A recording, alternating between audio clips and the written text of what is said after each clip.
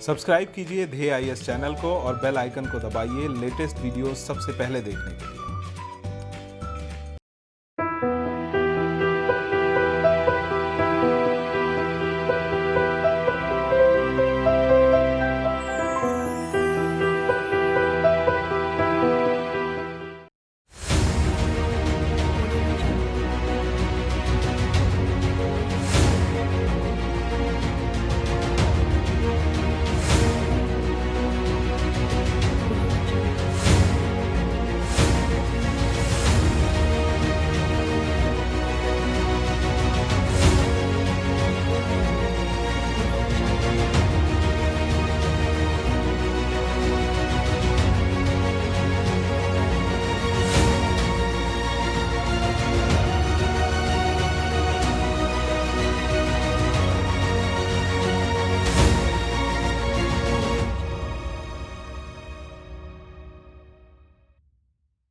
नमस्कार, मैं सुनील वर्मा ध्येय आईएएस टीम की ओर से आपका स्वागत करता हूं ध्येय टीवी पर। हम बात करेंगे डेली करंट अफेयर्स के अपने प्रोग्राम पर, जैसा कि हम प्रतिदिन करते आए हैं।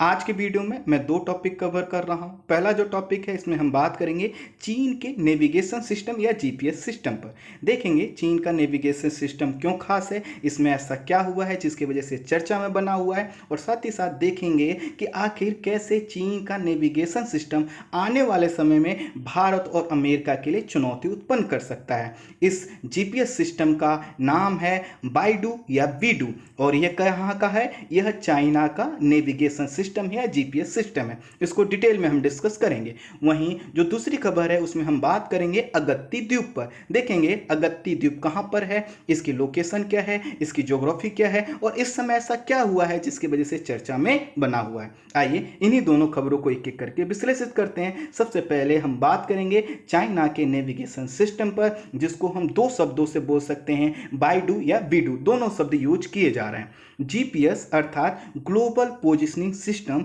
एक वैश्विक नेविगेशन सैटेलाइट सिस्टम है जो किसी चीज, वस्तु, व्यक्ति की लोकेशन पता करने में उपयोगी साबित होती है। अर्थात इसमें शब्दों को समझिए कि ग्लोबल पोजिशनिंग मतलब विश्व में आप कहीं पर क्या आपकी पोजीशन है, कहां पर आप मूव कर रहे हैं, इसको पता करने के लिए क्या किया गया है, सैटेलाइट सिस्टम बनाया गया है। सिस्टम का मतलब है कि एक सैटेलाइट नहीं है, कई सैटेलाइट्स को जोड़ा गया है। ये सैटेलाइट्स क्या करते हैं, सिग्नल छोड़ते रहते हैं, और यह जब सिग्नल्स हैं, जब आपका मोबाइल या जो भी आपके पास जीपीएस का डिवाइस है, जब वो एक्टिव होता है तो वह रिसीवर का काम करता है। आसान शब्दों में समझिए, जैसे आपके पास एक मोबाइल है, उसमें आपने देखा होगा जीपीएस लगा होता है। जब आप जीपीएस चालू कर देते हैं और जीपीएस चालू करके जब आप मूव करते हैं, तो इससे दूसरे व्यक्ति को अगर आपने अपनी लोकेशन शेयर की है कि वो ट्रैक कर सकता है, तो आसानी से आपको ट्रैक कर सकता है। ठीक इसी तरह से आपने देखा होगा कई बार आप ओला उबेर गाड़ी वगैरह बुक करते हैं, तो आप उसको ट्रैक करते हैं कि गाड़ी कहाँ पर है। कैसे कर पाते हैं? दरअसल उस गाड़ी का जीपीएस सिस्टम क्या है, चालू है, और वह चालू है तो उससे क्या कर रहा है, जो ऊपर हमारे सैटेलाइट्स हैं उनसे वो डेटा जो आ रहा है उसको रिसीव कर रहा है, और उस रिसीव करके वो सैटेलाइट्स हमको भी, उस सैटेलाइट से हमने भी क्या किया है, अपने आप को जोड़ लिया है। तो वो हमें बता रहा है कि अब वो व्यक्ति किस डायरेक्शन में कितनी स्पीड से बढ़ रहा है। कुल मिलाकर जो जीपीएस सिस्टम है, ये क्या है, एक ऐसा सिस्टम है जो किसी चीज की लोकेशन बताने में क्या होता है, काफी महत्वपूर्ण होता है। इस सिस्टम का विकास सबसे पहले जो किया गया था 1960 में किया गया था, और अमेरिका के डिफेंस डिपार्टमेंट के द्वारा किया गया था, और यही कारण है कि इसका लंबे समय तक प्रयोग वहां की सिर्फ आर्मी करती थी। लेकिन 27 अप्रैल 1995 को यह सभी के लिए ओपन कर दिया गया, अर्थात हर व्यक्ति इसका उपयोग कर सकता है। इसका उपयोग करने के लिए क्या करना होगा, आपको जीपीएस का कोई डिवाइस लेना होगा, जिसके माध्यम से आप क्या कर सकते, इसका लाभ ले सकते हैं। कई बार आपने देखा होगा, आप पर्वतीय क्षेत्रों में जा रहे हैं, कोई व्यक्ति नहीं है, आपको किसी लोकेशन पे जाना है, आपने क्या किया, लोकेशन डाल दिया, मैप चालू कर दिया, अब ये जीपीएस सिस्टम आपको बताता जाएगा कि आप दाएं मुड़िए, बाएं मुड़िए। क्यों? क्योंकि दरअसल इसके पास वो सभी सूचनाएं आ रही हैं। ये सूचनाएं कैसे आ रही हैं? 2 रूपों में। यह एक तो सैटेलाइट्स के जाल से, दूसरा आपके मोबाइल में जो रिसीवर है, यह आपकी भी लोकेशन सैटेलाइट्स को दे रहा है कि कैसे कैसे आप आगे बढ़ रहे हैं, और रास्ते का मैप उसके पास पहले से है, तो ये आपको गाइड करता रहता है कि आप दाएं मुड़िए, आप बाएं मुड़िए। तो यही क्या है, आपका जीपीएस सिस्टम है जो अब सभी के लिए चालू हो चुका है। इस सिस्टम को अर्थात जीपीएस सिस्टम को 9 स्टार के नाम से भी जाना जाता है। इसका मतलब है navigation, satellite, timing and ranging.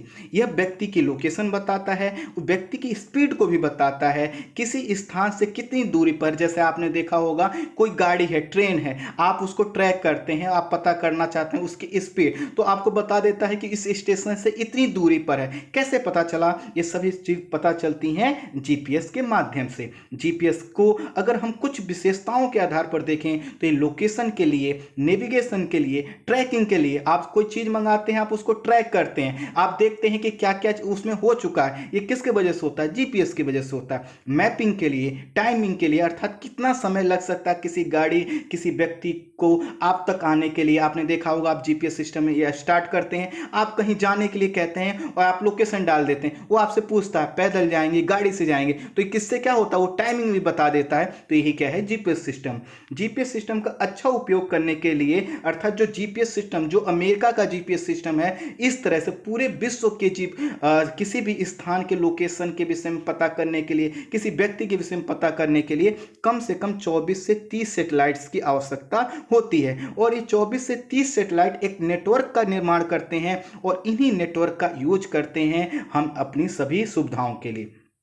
ये जो सभी सैटेलाइट्स होते हैं 24 से 30, ये क्या करते हैं, हमेशा पृथ्वी पर सिग्नल भेजते रहते हैं। और जब सिग्नल भेज रहे हैं तो इसको रिसीव करने के लिए जो भी जीपीएस की डिवाइस है, जब वो एक्टिव होती हैं तो उससे जुड़ जाती हैं। जैसे आपने जब अपना मोबाइल का जीपीएस सिस्टम बंद कर रखा है तो इसका मतलब ये है कि कोई व्यक्ति जीपीएस के माध्यम से आपको ट्रैक नहीं कर पाएगा। इसीलिए आप देखते होंगे कई बार आप किसी व्यक्ति से कहते हैं कि आप अपने लाइव लोकेशन भेज दीजिए कि आप किधर बढ़ रहे हैं, तो ये कैसे हुआ? पहले वो व्यक्ति क्या करता है, अपना जीपीएस सिस्टम स्टार्ट करता है। ठीक इसी तरह से जब आप कहीं मैप या कहीं आप जा रहे होते हैं और आपने कोई लोकेशन डाला कि आपको वहां जाना है, तो पहले वो ऐप क्या कहता है कि आप अपना जीपीएस सिस्टम स्टार्ट कीजिए, तभी तो हम पता कर पाएंगे। ये कैसे होता है? जैसा कि मैंने बताया कि पृथ्वी पर हमेशा सिग्नल आ रहे हैं और इस सिग्नल को जैसे ही आपका मोबाइल क्या करेगा, रिसीव करेगा, इस सैटेलाइट सिस्टम से जुड़ जाएगा। अब सैटेलाइट सिस्टम सभी प्रकार की सूचनाएं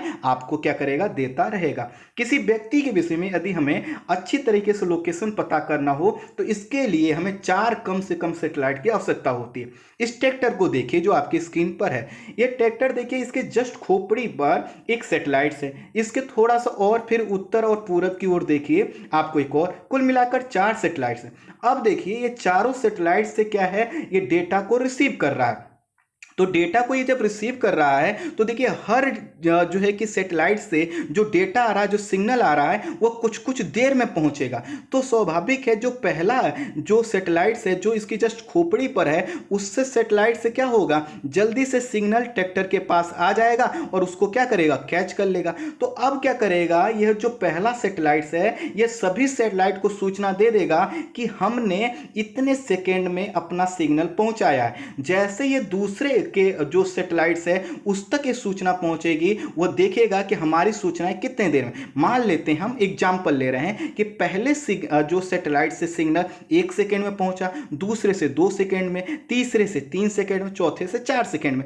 इसका मतलब क्या है कि जैसे जैसे यह आगे बढ़ेगा सभी सैटेलाइट्स एक दूसरे के इसको जोड़कर ये बताते रहेंगे कि यह व्यक्ति अभी यहां था, अब इतनी स्पीड से दूसरे जो है कि सैटेलाइट का डेटा रिसीव कर रहा है, इसका मतलब इतनी तेजी से आगे बढ़ गया। क्योंकि सैटेलाइट्स तो क्या है, फिक्स है ना, उनके बीच की दूरी फिक्स है और जो उनके यहां से डेटा आ रहा है उनकी स्पीड भी फिक्स है। तो इससे क्या होगा, ये पता चलता रहेगा ये व्यक्ति किस डायरेक्शन में कितनी तेजी से आगे बढ़ रहा है। अब इसको मैं एक और इमेज से आपको समझाता हूं। इस इमेज को देखिए, इस इमेज में देखिए कि ये 3 जो सैटेलाइट्स हैं उसके बीच में है। अब यह जिधर भी ये जो रेड कलर का पॉइंट है जिस डायरेक्शन में बढ़ेगा, इसका मतलब क्या है कि मान लीजिए कि वो किसी डायरेक्शन में बढ़ रहा है तो एक सैटेलाइट से दूर होगा, दूसरे सैटेलाइट के क्या जाएगा, करीब जाएगा। तो ये देखा जाएगा कि आखिर एक व्यक्ति, एक जीपीएस सिस्टम कितनी तेजी से एक जीपीएस सिस्टम या एक सैटेलाइट से दूसरे सैटेलाइट के संपर्क में आ रहा है, यही क्या करेगा, इसकी स्पीड बता देगा। तो कुल मिलाकर लगभग अगर हमारे पास 4 जीपीएस सैटेलाइट्स हैं तो हम अच्छी तरीके से किसी व्यक्ति की लोकेशन को पता कर सकते हैं। देखिए इसको मैंने क्या लिखा है कि आपके जीपीएस रिसीवर, जैसे आपके मोबाइल में है, आपके जीपीएस रिसीवर तक सिग्नल पहुंचने में कितना समय लगा, जो कि पहली सैटेलाइट से जो आपने सिग्नल रिसीव किया, उसके आधार पर जीपीएस सिस्टम यह कैलकुलेशन करता है कि आखिर आपने जो है कि कितनी तेजी से आप दूसरे पर बढ़ रहे हैं। क्योंकि जब आप तेजी से बढ़ रहे होंगे तो आपने अभी 1 सेकेंड में रिसीव किया, हो सकता है आप स्पीड से आगे बढ़ गए, आपने 2 सेकेंड में, फिर 3 सेकेंड में, और ऐसे ही दूसरा जो सैटेलाइट्स है उसके जिसके जिसके आप करीब जाते जा रहे हैं वो भी नोट करता जाएगा कि पहले हमने 5 सेकेंड में अपना सिग्नल भेजा, अब 2 सेकेंड में भेज रहे हैं, फिर मालूम चला कि सेकेंड से भी कम समय में भेज रहे हैं। तो इससे क्या करेगा, वो पता लगा लेगा कि आप कितनी तेजी से आप उसकी तरफ बढ़ रहे हैं। तो कुल मिलाकर यह जो जीपीएस सिस्टम का जाल है, जिसके माध्यम से हम एग्जैक्ट लोकेशन, किस तरह से आदमी काम बढ़ रहा है तेजी से, कोई वस्तु हो सकता है, कोई गाड़ी हो सकती है, कुछ भी, ये जो करता है, ये जो पूरा प्रोसेस होता है, इसी को बोला जाता है ट्राइलेटरेशन। तो ट्राइलेटरेशन का मतलब क्या है, वह प्रक्रिया जिसके आधार पर आप किसी व्यक्ति की गतिविधि या मूवमेंट को मॉनिटर करते हैं। जैसे जैसे क्या होगा, हमने कहा कि 3 सैटेलाइट्स कम से कम, मतलब होने 4 चाहिए, लेकिन 3 सैटेलाइट्स के मध्य ये जो सर्किल बनता है, ये सर्किल एग्जैक्टली बता पाता है कि किस डायरेक्शन में आप आगे बढ़ रहे हैं। लेकिन अगर हम कहें कि 3 सैटेलाइट्स की जगह हम 10 सैटेलाइट्स यूज करते हैं किसी व्यक्ति के लिए, इससे क्या होगा, एक्यूरेसी बढ़ेगी। सैटेलाइट्स की नंबर जितने ज्यादा होंगे, सटीकता क्या होगी, बढ़ती चली जाएगी।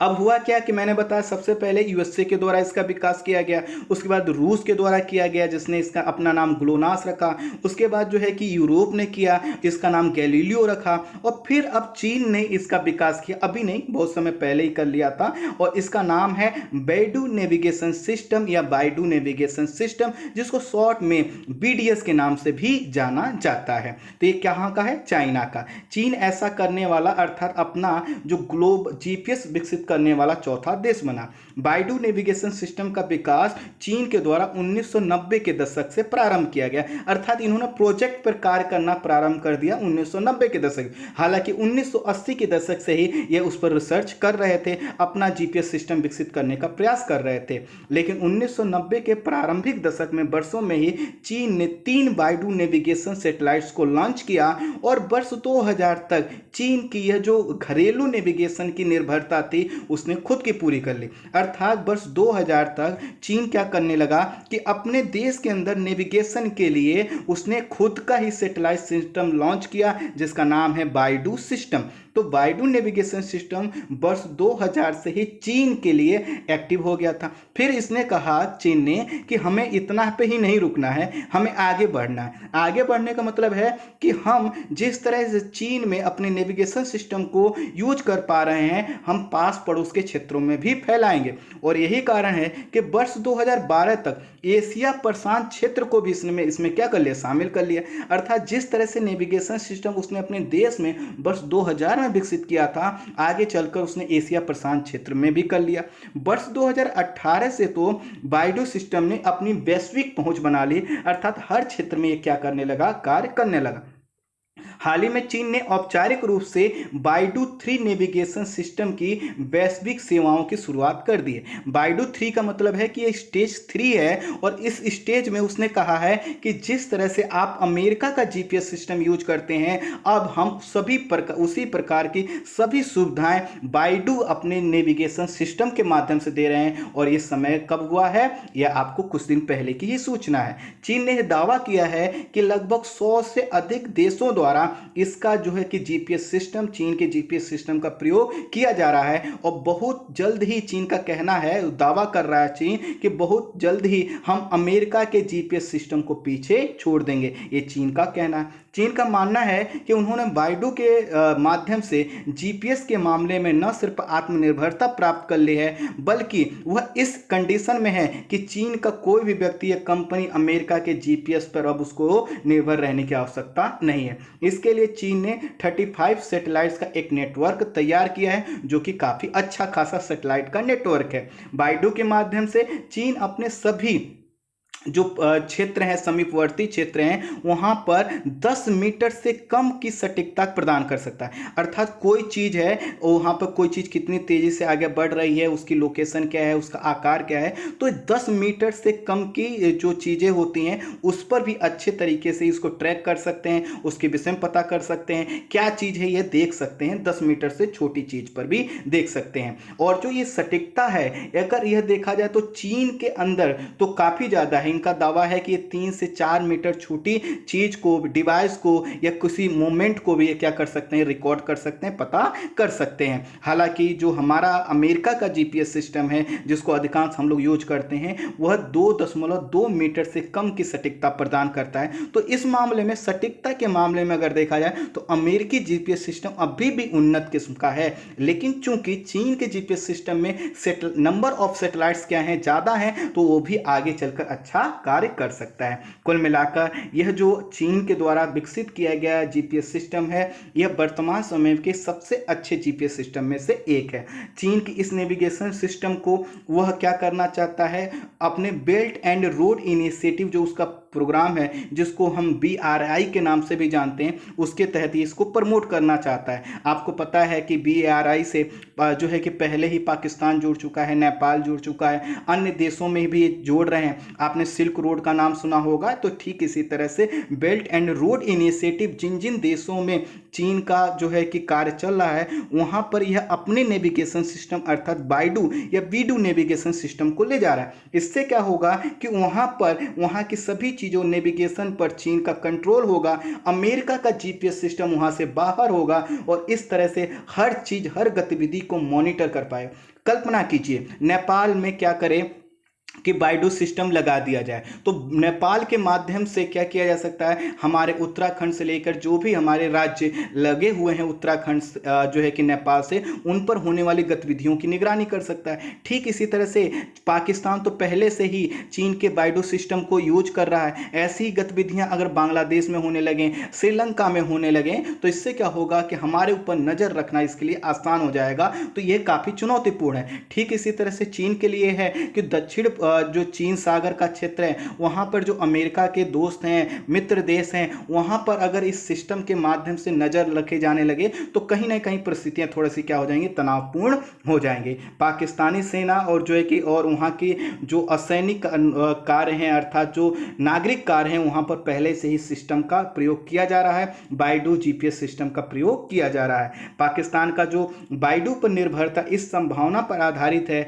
कि भारत पाकिस्तान युद्ध के दौरान अमेरिका अपने जीपीएस का प्रयोग पाकिस्तान को करने से प्रतिबंधित कर सकता है। अर्थात पाकिस्तान का मानना यह है कि यदि जब भारत और पाकिस्तान का युद्ध होगा तो जीपीएस सिस्टम के माध्यम से कौन सी सेना कहां पे, एक्चुअल लोकेशन क्या है, हम सब पता कर सकते हैं। तो पाकिस्तान का मानना है कि अगर भारत पाकिस्तान का युद्ध होता है तो अमेरिका भारत का फेवर लेगा और इस तरह से वह क्या करेगा, अपने जीपीएस से जो भी सूचनाएं पाकिस्तान ले सकता था उस समय के लिए रोक देगा। जब रोक देगा तो पाकिस्तान को पता ही नहीं चल पाएगा कि भारत के अंदर और क्या क्या कार्य हो रहे हैं, सीमा पर क्या क्या चीजों की तैनाती है। इसीलिए उसने कहा कि अमेरिका हमको मना कर दे, उससे पहले उसने क्या किया कि जो है कि चीन के साथ हाथ मिला लिया और वह उसका सिस्टम यूज कर रहा है।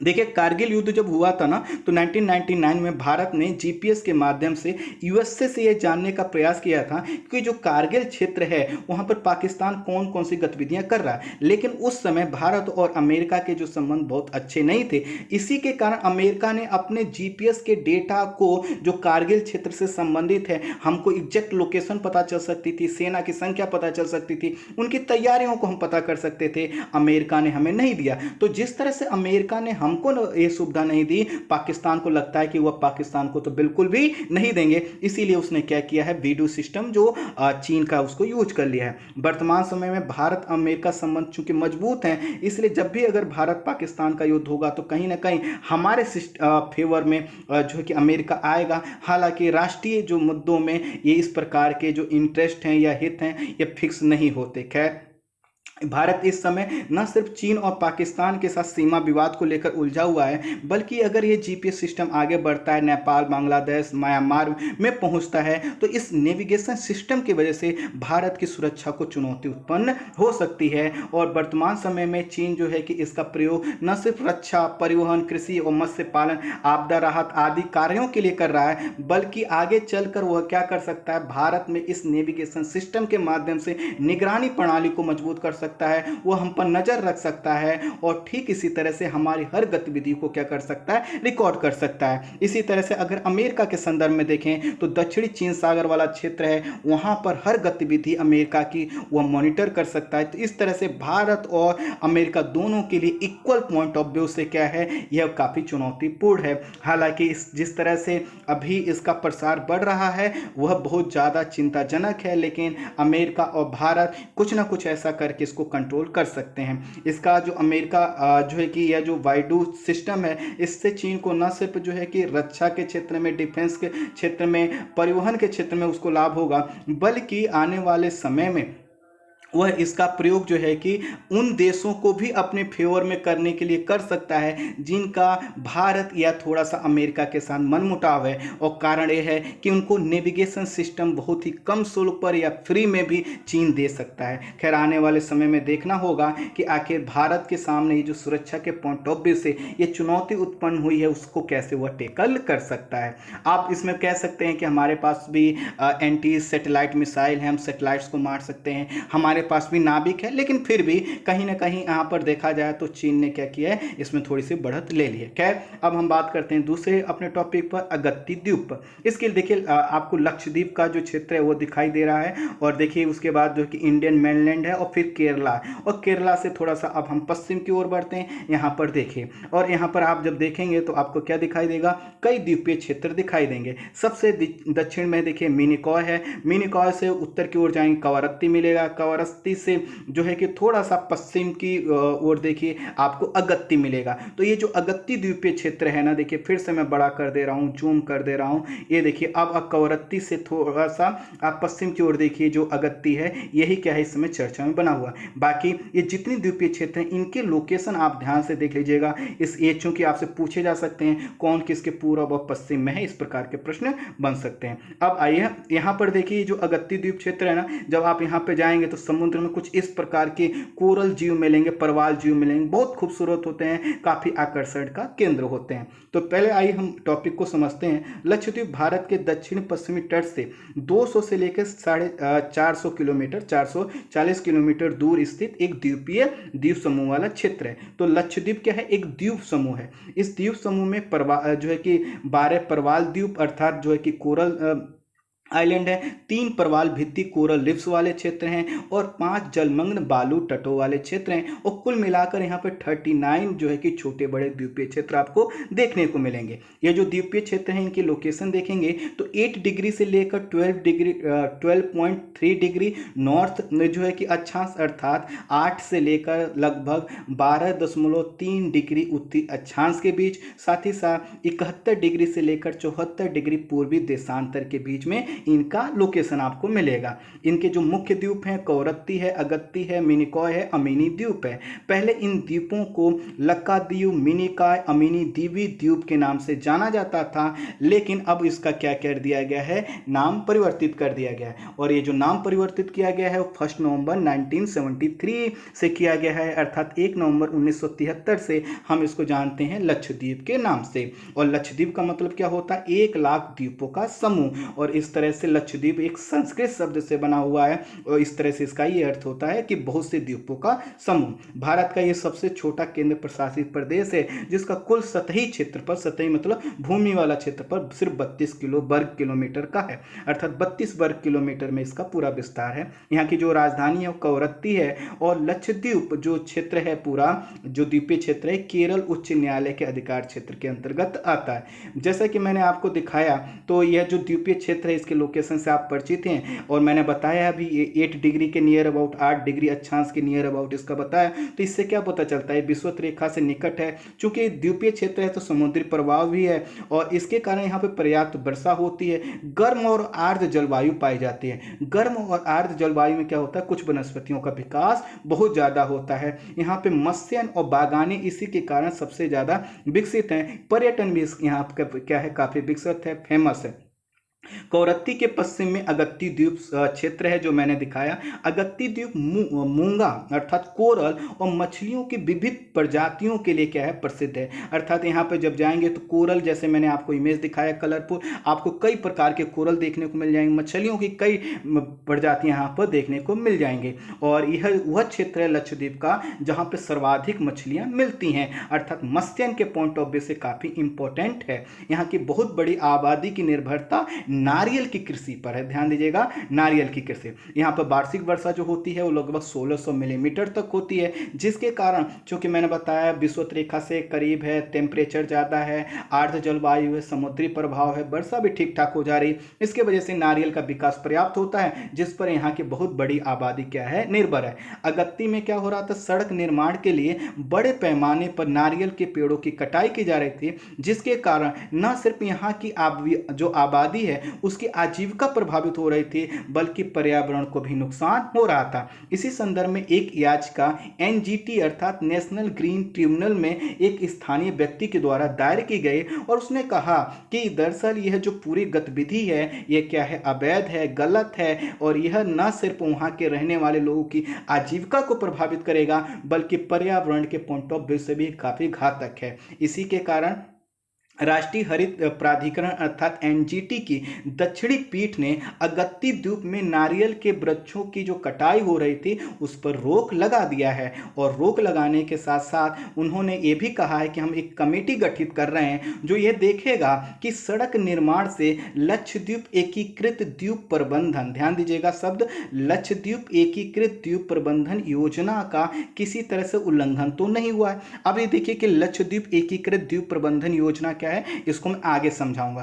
कुल मिलाकर यह देखिए क्या हुआ कि यहाँ पर पेड़ों की कटाई हो रही थी तो लोगों ने कहा कि ये पर्यावरण के खिलाफ है, हमारी आजीविका के खिलाफ है, इसीलिए एनजीटी ने रोक लगा दिया है, कहा है कि नहीं पेड़ों की कटाई नहीं होगी अभी जब तक हम दूसरा कोई आदेश नहीं दे देते। साथ ही साथ उन्होंने कहा है कि देखेंगे आखिर इससे किसी भी तरह से यहाँ के द्वीपीय क्षेत्र पर कोई निगेटिव इंपैक्ट तो नहीं आ रहा। अब ये जो क्षेत्र है ये चक्रवात और समुद्री तूफानों के दृष्टिकोण से काफी संवेदनशील है। अगर पेड़ रहते हैं तो क्या करते हैं, हवाओं की गति को रोक देते हैं, जलधाराओं का यह जो बहता हुआ पानी उसके प्रभाव को रोक देते हैं। लेकिन अगर इन पेड़ों की जो है कि क्या होगी, कटाई हो जाएगी तो प्राकृतिक आपदाएं तो आएंगे भी, इसकी संवेदनशीलता भी क्या होगी, बढ़ जाएगी। अब देखिए मैंने आपसे एक शब्द यूज किया था और वह क्या है, एकीकृत द्वीप प्रबंधन योजना। तो इसमें देखिए हुआ क्या है कि अंडमान निकोबार और लक्षद्वीप के विकास के लिए एकीकृत द्वीप प्रबंधन योजना का विकास किया गया है। इसका मतलब क्या है, इंटीग्रेटेड आइलैंड मैनेजमेंट प्लान का मतलब क्या है कि सभी द्वीपों पर जो भी कार्रवाई होगी उसमें प्रयास यह किया जाएगा कि किसी भी तरह से किसी भी आइलैंड पर कोई निगेटिव इंपैक्ट ना हो। जैसा मान लीजिए आप एक आइलैंड पर कार्य करते हैं और आप कहते हैं कि हम यहाँ पे ऐसा कर सकते हैं, दूसरे आइलैंड के लोग वो कोई दिक्कत नहीं होना चाहिए, या दूसरे द्वीप का जो क्षेत्र है उस पर कोई आपत्ति नहीं प्रकट की, लेकिन ऐसा नहीं कर सकते। इसके तहत किया क्या गया है कि जो एकीकृत प्रबंधन योजना बनाया गया है, कहा गया है कि सभी द्वीपीय क्षेत्रों को आप एक मानिए और इनके संसाधनों का उपयोग इस तरह से कीजिए जिससे न सिर्फ संसाधनों का सबसे बेहतर उपयोग सुनिश्चित हो सके बल्कि किसी भी एक्टिविटी से किसी भी द्वीप का कोई भी पर्यावरणीय क्षति नहीं होना चाहिए। और इसी तरह से आईएमपी दरअसल द्वीपों के वैज्ञानिक विकास की बात करता है। यह कहता है कि ग्रीन अर्थव्यवस्था का हमको निर्माण करना है, क्योंकि आइलैंड का मतलब ही क्या है कि एक जो है कि प्रकृति का सबसे खूबसूरत क्षेत्र, यहाँ पर हमें इको टूरिज्म को बढ़ावा देना है, वहाँ पे जो आदिवासी लोग रहते हैं उनकी हमें क्या करना है, आजीविका को ध्यान रखना है, जलवायु परिवर्तन से संबंधित चीज़ों को हमें देखना है और इन सभी चीज़ों को देखते हुए ही हमें क्या करना है, कोई गतिविधि करना है। और इसी के कारण क्या किया गया है, यह देखा जा रहा है कि आने वाले समय में यह जो क्षेत्र है, यहाँ का जो इकोसिस्टम है वो प्रभावित हो सकता है। इसी के कारण क्या किया है कि एनजीटी ने इस पर रोक लगा दी। अब देखिए इसमें एक शब्द मैंने यूज किया, अंडमान निकोबार लक्षद्वीप। तो देखिए लक्षद्वीप इधर है, अंडमान निकोबार देखेंगे तो पूरब में, लेकिन कहा यह गया है कि द्वीप द्वीप होता है, अगर एक द्वीप का इकोसिस्टम डैमेज होता है तो उससे दूसरे जो है कि आइलैंड या द्वीप का भी इकोसिस्टम डैमेज होगा। फॉर एग्जांपल अगत्ती की ही बात करें, अगत्ती में अगर मान लीजिए वहाँ अगर पेड़ों की कटाई हो और वहाँ पर आपदा प्रबंधन बढ़ जाए तो वहाँ के लोगों का आजीविका प्रभावित होगी, दूसरे द्वीप की ओर जाएंगे, या फिर वहाँ का जो पर्यटन था जो कि वहाँ के नारियल के पेड़ों अन्य वहाँ के इकोसिस्टम की वजह से फेमस था वो बंद होगा, तो वहाँ का जो है कि टूरिज्म भी बंद हो जाएगा। टूरिज्म बंद हो जाएगा तो आखिर वहाँ के लोग रहेंगे कैसे। तो कई प्रकार की चुनौतियाँ आती हैं, इसी के लिए एकीकृत द्वीप प्रबंधन योजना लाया गया है और ये देखा जाएगा कि क्या ये जो पेड़ों की कटाई हो रही थी ये इसके अगेंस्ट में तो नहीं है। आई होप आप पूरे वीडियो को, पूरे टॉपिक को समझ पाए होंगे। आज के लिए इतना ही। Thank you so much.